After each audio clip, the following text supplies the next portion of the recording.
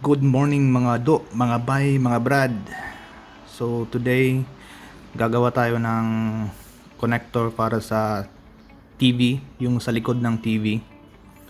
So ito yung mga connectors na normally ginagamit. Ito yung female. Saka yung male ganito, maliit. So yung gagawin natin ngayon is yung male connector. So normally dito ginagamit ko is itong nakikita pa, itong RG6 na coax cable. So okay, let's begin. Kailangan mo lang mag-strip.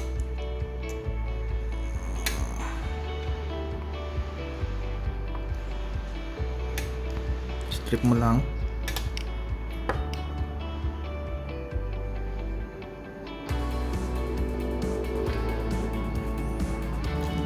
Medyo matigas.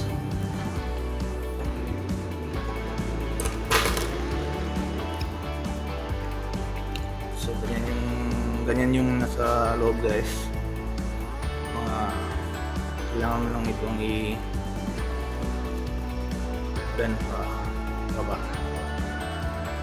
Itong mga screen.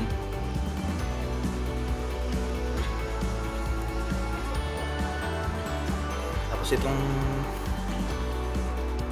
inner screen tatanggalin niyo.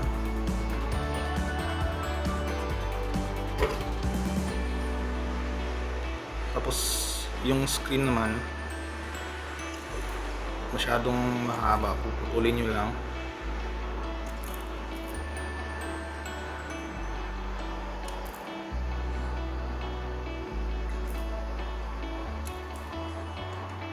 Mga ganyan. Tapos ilalagay itong tawag dito, basta ito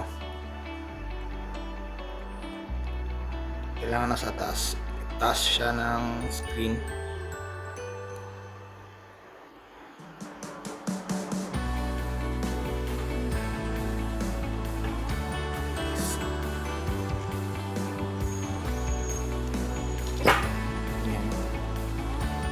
Ganyan. Tapos ito ilalagay dito. Magsistrip na naman kayo ng siguro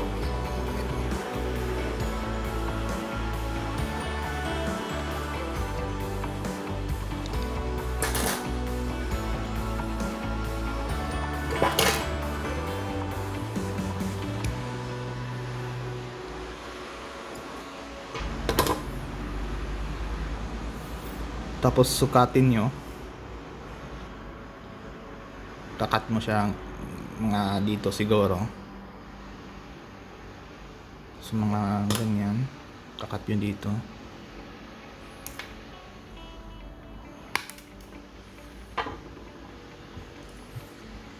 Tapos papasok nyo, meron tong screw, kung napapansin nyo, lulugan yan na.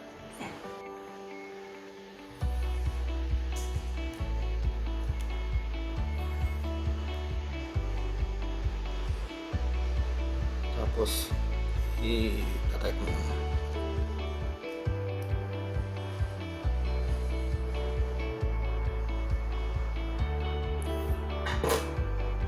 Hindi na yan natatanggal. Saka mo ipasok to ganyan. Saka ito dito to.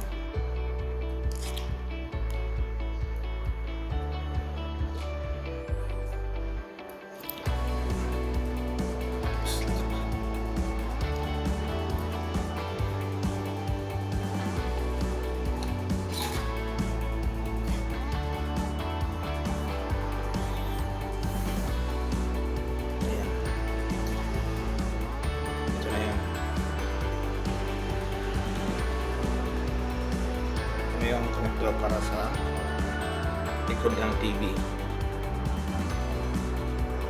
Madali lang, di ba?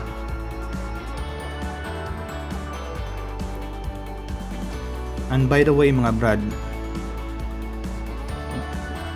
isang magandang practice pagkatapos nyong gawin yung mga kunwari yung mga cable terminations, normally or hindi siya normally, dapat talaga tinetest nyo yung continuity ng ginawa nyong connector saka yung kable, kung hindi ba siya nag-short o open. So pag test nito, gagamit tayo ng yung multimeter natin. Lalagay lang natin dito sa continuity test. Pwede rin dito sa ohms, pero normally ginagamit ko itong may sound. Ito yung ginagamit ko pang continuity kasi may tunog siya pag nag-short. Pero pag gusto ko yung mas precise talaga, yung accurate, ginagamit ko tong ohm value.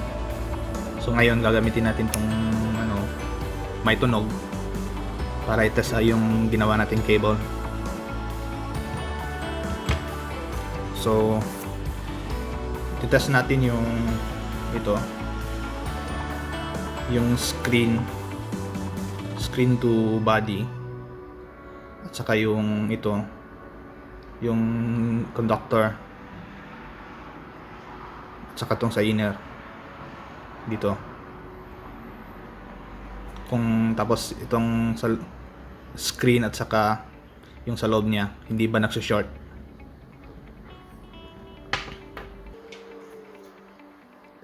So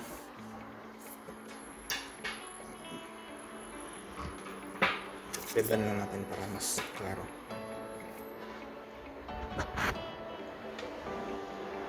Yung body saka yung screen tumutunog siya, so ibig sabihin may connection. Tapos body at saka itong sa loob yung conductor natin wala siyang tunog. So yung inner at saka inner dito may connection. So ibig sabihin yung cable natin okay na okay, walang short. So ganun lang kasimple ang pag-terminate ng F connector na para sa TV. Okay mga brad, dito na magtatapos yung video sa paggawa natin itong pag-terminate nitong F connector na para sa TV. Sana may natutunan kayo o na nakuha nyo kung paano gawin to para hindi na kayo mag-hire ng technician para gawin yung mga cables nyo. Saka di na rin kayo bibili ng fabricated na kable sa mga hardware stores kasi medyo mahal to. So ang gawin nyo lang, bumili na lang kayo ng kable at saka yung connector at saka kayo na mismo gumawa. At saka sa susunod na video naman guys, may isa ding F connector na ganito. Normally ito yata yung ginagamit sa mga antennas at saka papunta dun sa mga wall outlets at saka yung mga splitter. So ito din yung common na ginagamit na F connector. Gagawa ako ng separate video nito kung paano i-terminate ito gamit din yung RG6 na kable. So hope you subscribe to my YouTube channel para ma-inspire tayong gumawa pa ng maraming videos. Saka i-share ko yung mga for example itong mga connectors na normally ginagamit ko sa field. isi-share ko sa inyo paano i-terminate at saka sa iba pang pwede kong i-share sa inyo. So I hope you like my video, and hintayin nyo yung iba pang mga videos na i-upload ko. Salamat mga brad, mga bay, mga do. So see you sa next videos. Bye.